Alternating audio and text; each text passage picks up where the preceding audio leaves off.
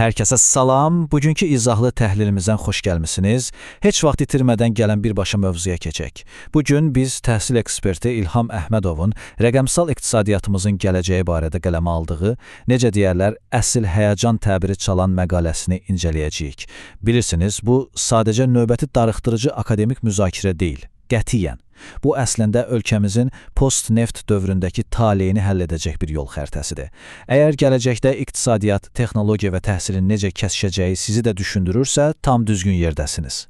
Gəlin müəllifin bu çox ciddi xəbərdarlığı ilə məsələnin lap dərinliyinə varaq. Baxın, müəllif burada tam açıq deyir ki, problem sadəcə başqalarından bir-iki addım geridə qalmağımız deyil. Yox, məsələ qat-qat böyükdür. Post-neft dövründəyik. Rəqəmsal uçurum sürətlə genişlənir. Belə bir vaxtda bizim əsas riskimiz qlobal iqtisadi oyundan tamamilə kənarda qalmaqdır. Yəni, bir növ iqtisadi təcrid. Əgər sürətlə dəyişən bu dünyaya uyğunlaşmasaq, gələcəkdə sadəcə kənardan baxan passiv bir izləyiciyə çevriləcəyi.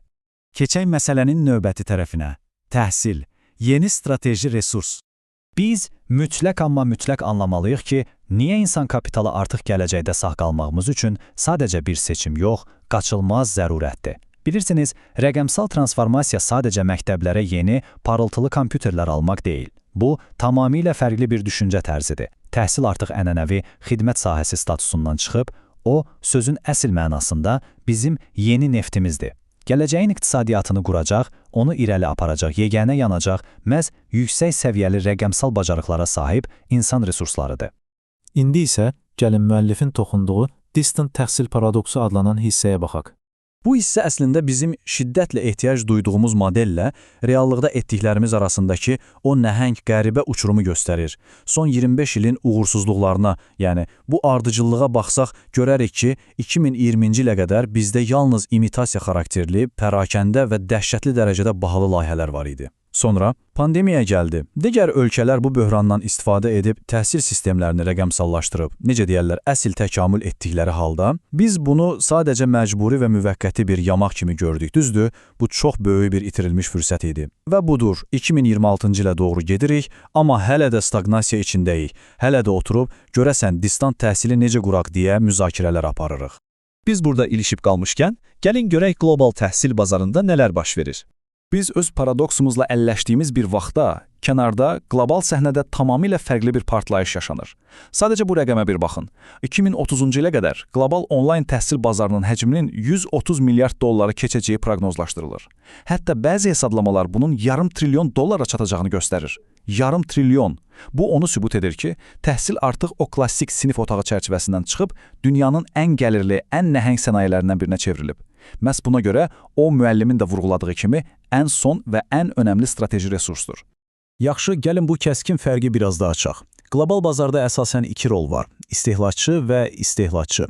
Bəs biz hardayıq? Biz, təəssüf ki, sadəcə istehlakçıyıq. İstər dövlət, istərsə də fərdi səviyyədə Coursera, Udemy kimi xarici platformalara hər il milyonlarla dollar axıdırıq. Yəni, öz büdcəmizi əridib, xarici iqtisadiyyatları bəsləyirik. Halbuki, əslində bu vəsaitlə biz tam rahatlıqla öz milli rəqəmsal təhsil platformamızı qura və qlobal bazara kontent çıxaran əsl istehsalçıya çevrilə bilərdik. Bəs bizi dayandıran nədir? Niyə istehlakçı olaraq qalmışıq? Gəlin təhsilin struktur problemlərinə nəzər salaq. Məqalədə göstərilir ki, bunun 4 dənə fundamental köklü səbəbi var. Birincisi, bizim sistemimiz hələ də bilik verməkdən çox kağız parçası, yəni diplom çap etməyə köklənib. Bu model artıq tamamilə köhnəlib. İkincisi, bizdə kurslar, qısa müddətli proqramlar kimi rəqəmsal kontent iqtisadiyyatı demək olar ki, sıfırdır. Üçüncüsü, dil bariyeridir. Qlobal onlayn bazarın əsas dili ingilis dilidir, bizim tədris isə əsasən, gəlin etiraf edək, ancaq lokal dillə məhdudlaşır.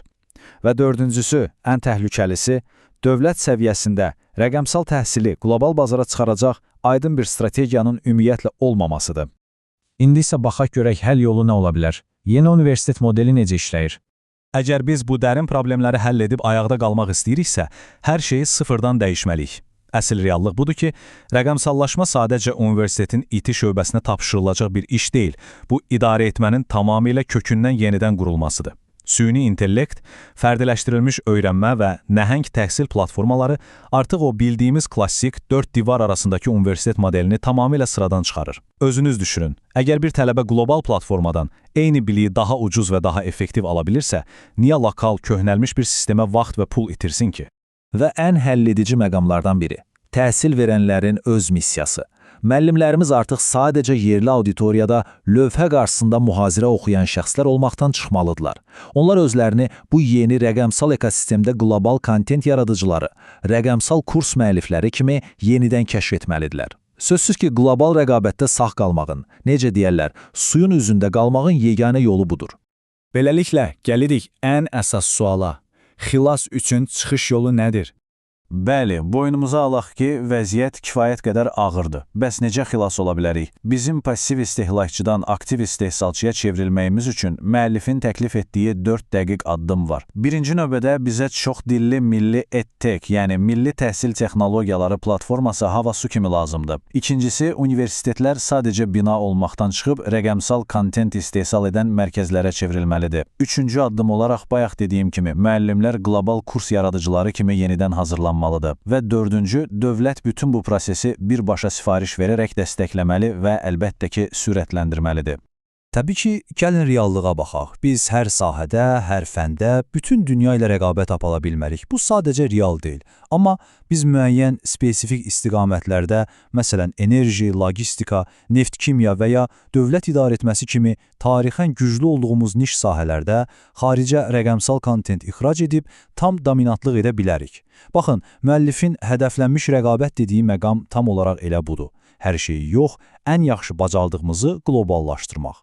Yavaş-yavaş bu dəyərli təhlilin sonuna yaxınlaşırıq və mən bugün sizi məqalədəki o ən provokativ, adamı düşünməyə məcbur edən fikirlə baş-başa buraxmaq istəyirəm. Universitetlər ya transformasiya olacaq, ya da mövcudluğunu itirəcək. Təhsil artıq köhnə qaydalarla oynanılan bir oyun deyil, dostlar. Qurumlar ya rəqəmsal platformalara çevriləcəklər, ya da qlobal bazarın amansız təzyiqi altında əriyib yox olacaqlar. Ortada başqa bir yol, hər hansı bir kompromis variant yoxdur. Odur ki, biz hər birimiz, xüsusən də bu işin sükanı arxasında olanlar, özlərinə bu çətin sualı verməlidir. Bizim seçimimiz nə olacaq? İzlədiyiniz üçün təşəkkür edirəm. Gələn görüşlərədək.